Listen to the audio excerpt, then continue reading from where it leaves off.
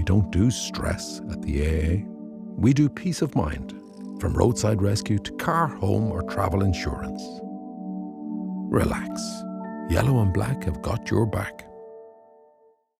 There's no doubt the popularity of electric vehicles is increasing and the penetration on the Irish market is getting better week upon week.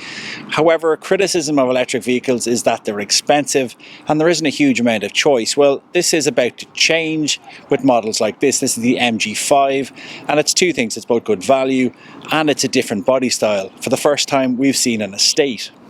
Many of you will, I suspect, be familiar with the MG badge. It belonged to those iconic British sports cars. Cars like the MG-A and the MG-B and more latterly the MG-F. However, the MG badge now belongs to something very different. It belongs to a Chinese corporation called SAIC, who are huge and they have invested huge amounts of money into this brand. So what exactly are you getting with the MG5? Well, firstly, it's only an estate. There is no saloon version and there's no other powertrain available apart from an EV. But as an EV, you're getting quite a lot for your money. This is an older generation model. The one you would get now has a longer range and it's a 61.1 kilowatt battery and that's powered by a 100 kilowatt electric motor. That equates to about 156 horsepower. So for the money, you're getting quite a big battery and getting quite a decent range. To charge the car, you simply push this badge at the front and your Type 2 and your CCS charging points are here. Other manufacturers, please take note. This is the right place to put your charging port. The benefits, of course, of driving an estate car are practicality and luggage space. So the MG5 is no exception in that regard. It has a 464 litre boot space without doing anything to the seats or the luggage cover. That can expand out to 578 litres loaded up to the roof. And if you fold back the seats, which unfortunately don't fold back flat, you get 1,456 litres. Let me give you a quick tour of the cabin. Sure enough, starting from the right hand side, some of these plastics are a little bit scratchy and possibly not the best quality, but do remember the price. Moving across, we have the starter button here. They're the electric mirrors.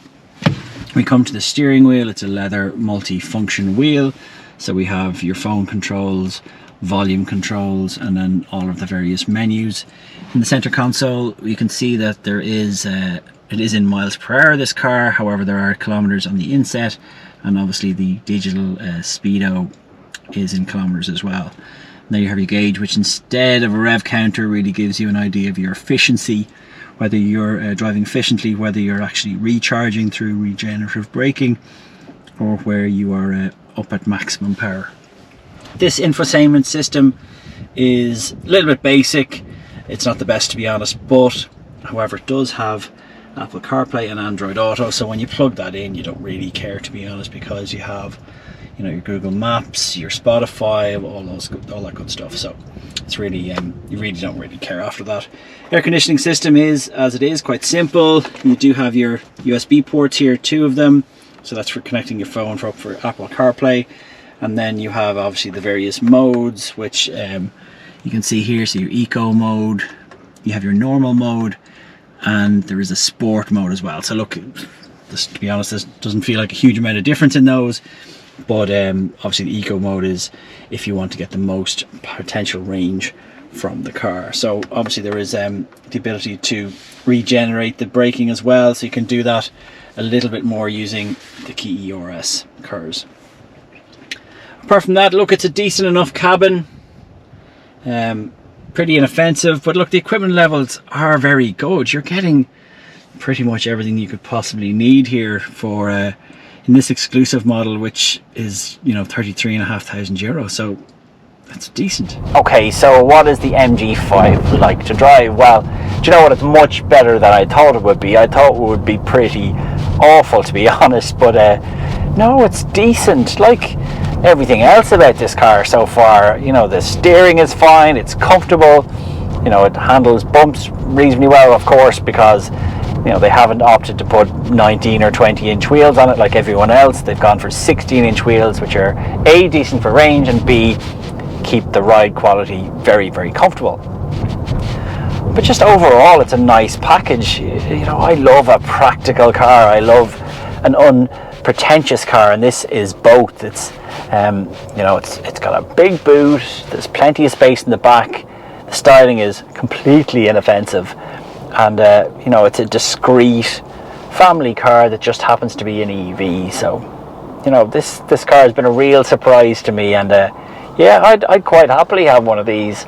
You know, it wouldn't be something that would necessarily excite me, but as a family run around, you couldn't go too far wrong than this. Prices start at $29,645 for the MG5 Excite spec, that's after grants of course, or $32,895 for the exclusive version.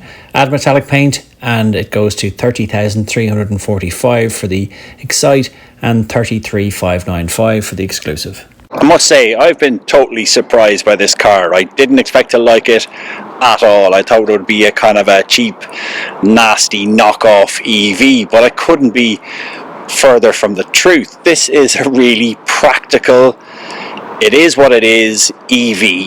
The price point is good. The range is more than most people will need.